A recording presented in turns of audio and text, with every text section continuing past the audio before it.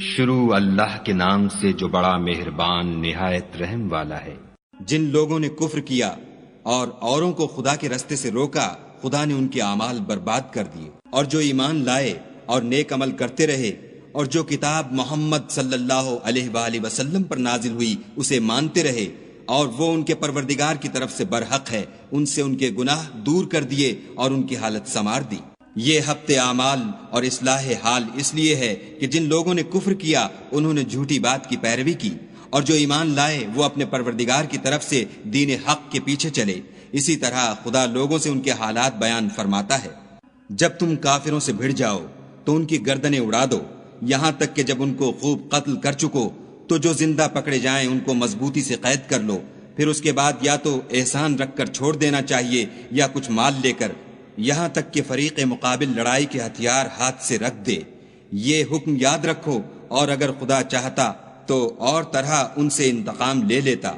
لیکن اس نے چاہا کہ تمہاری آزمائش ایک کو دوسرے سے لڑوا کر کرے، اور جو لوگ خدا کی راہ میں مارے گئے ان کے عملوں کو ہرگز ضائع نہیں کرے گا، بلکہ ان کو سیدھے رستے پر چلائے گا اور ان کی حالت درست کر دے گا، اور ان کو بہشت میں جس سے ان کو شناسا کر رکھا ہے داخل کرے گا۔ اے اہل ایمان، اگر تم خدا کی مدد کرو گے تو وہ بھی تمہاری مدد کرے گا اور تم کو ثابت قدم رکھے گا، اور جو کافر ہیں ان کے لیے ہلاکت ہے اور وہ ان کے اعمال کو برباد کر دے گا۔ یہ اس لیے کہ خدا نے جو چیز نازل فرمائی انہوں نے اس کو ناپسند کیا تو خدا نے ان کے اعمال اکارت کر دیے۔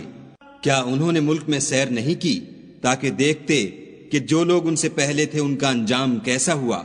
خدا نے ان پر تباہی ڈال دی، اور اسی طرح کا عذاب ان کافروں کو ہوگا۔ یہ اس لیے کہ جو مومن ہیں ان کا خدا کارساز ہے اور کافروں کا کوئی کارساز نہیں۔ جو لوگ ایمان لائے اور عمل نیک کرتے رہے ان کو خدا بہشتوں میں جن کے نیچے نہریں بہہ رہی ہیں داخل فرمائے گا، اور جو کافر ہیں وہ فائدے اٹھاتے ہیں اور اس طرح کھاتے ہیں جیسے حیوان کھاتے ہیں، اور ان کا ٹھکانہ دوزخ ہے۔ اور بہت سی بستیاں تمہاری بستی سے جس کے باشندوں نے تمہیں وہاں سے نکال دیا زور و قوت میں کہیں بڑھ کر تھیں، ہم نے ان کا ستیہ ناش کر دیا اور ان کا کوئی مددگار نہ ہوا۔ بھلا جو شخص اپنے پروردگار کی مہربانی سے کھلے رستے پر چل رہا ہو وہ ان کی طرح ہو سکتا ہے جن کے اعمال بد انہیں اچھے کر کے دکھائے جائیں اور جو اپنی خواہشوں کی پیروی کریں۔ جنت جس کا پرہیزگاروں سے وعدہ کیا جاتا ہے،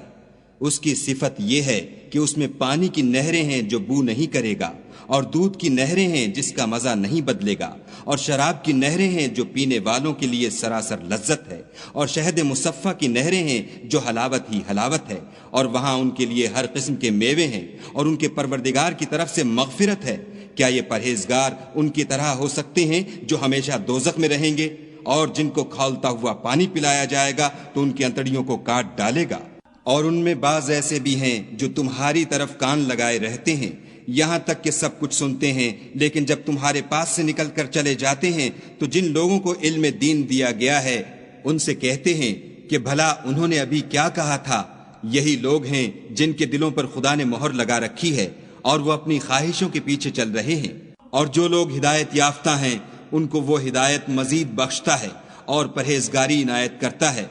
اب تو یہ لوگ قیامت ہی کو دیکھتے ہیں کہ ناگہاں ان پر آ واقع ہو، سو اس کی نشانیاں وقوع میں آ چکی ہیں، پھر جب وہ ان پر آ نازل ہوگی اس وقت انہیں نصیحت کہاں مفید ہو سکے گی۔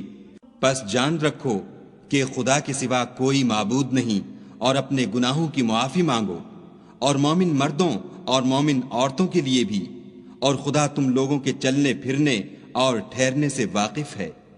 اور مومن لوگ کہتے ہیں کہ جہاد کی کوئی صورت کیوں نازل نہیں ہوتی، لیکن جب کوئی صاف معنوں کی صورت نازل ہو اور اس میں جہاد کا بیان ہو تو جن لوگوں کے دلوں میں نفاق کا مرض ہے تم ان کو دیکھو کہ تمہاری طرف اس طرح دیکھنے لگیں جس طرح کسی پر موت کی بے ہوشی طاری ہو رہی ہو، سو ان کے لیے خرابی ہے۔ خوب کام تو فرما برداری اور پسندیدہ بات کہنا ہے، پھر جب جہاد کی بات پختہ ہو گئی تو اگر یہ لوگ خدا سے سچے رہنا چاہتے تو ان کے لیے بہت اچھا ہوتا۔ اے منافقو، تم سے عجب نہیں کہ اگر تم حاکم ہو جاؤ تو ملک میں خرابی کرنے لگو اور اپنے رشتوں کو توڑ ڈالو۔ یہی لوگ ہیں جن پر خدا نے لعنت کی ہے اور ان کے کانوں کو بہرا اور ان کی آنکھوں کو اندھا کر دیا ہے۔ بھلا یہ لوگ قرآن میں غور نہیں کرتے یا ان کے دلوں پر قفل لگ رہے ہیں؟ جو لوگ راہ ہدایت ظاہر ہونے کے بعد پیٹھ دے کر پھر گئے، شیطان نے یہ کام ان کو مزین کر دکھایا اور انہیں طول عمر کا وعدہ دیا۔ یہ اس لیے کہ جو لوگ خدا کی اتاری ہوئی کتاب سے بیزار ہیں، یہ ان سے کہتے ہیں کہ بعض کاموں میں ہم تمہاری بات بھی مانیں گے اور خدا ان کے پوشیدہ مشوروں سے واقف ہے۔ تو اس وقت ان کا کیسا حال ہوگا جب فرشتے ان کی جان نکالیں گے اور ان کے منہوں اور پیٹھوں پر مارتے جائیں گے۔ یہ اس لیے کہ جس چیز سے خدا ناخوش ہے یہ اس کے پیچھے چلے اور اس کی خوشنودی کو اچھا نہ سمجھے، تو اس نے بھی ان کے عملوں کو برباد کر دیا۔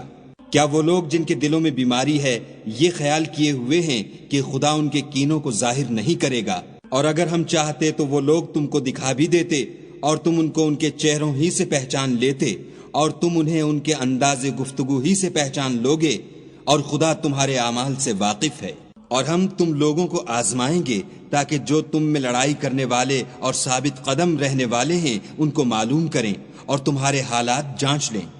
جن لوگوں کو سیدھا رستہ معلوم ہو گیا اور پھر بھی انہوں نے کفر کیا اور لوگوں کو خدا کی راہ سے روکا اور پیغمبر کی مخالفت کی، وہ خدا کا کچھ بھی بگاڑ نہیں سکیں گے اور خدا ان کا سب کیا کرایا اکارت کر دے گا۔ مومنو، خدا کا ارشاد مانو اور پیغمبر کی فرما برداری کرو اور اپنے عملوں کو ضائع نہ ہونے دو۔ جو لوگ کافر ہوئے اور خدا کے رستے سے روکتے رہے پھر کافر ہی مر گئے، خدا ان کو ہرگز نہیں بخشے گا۔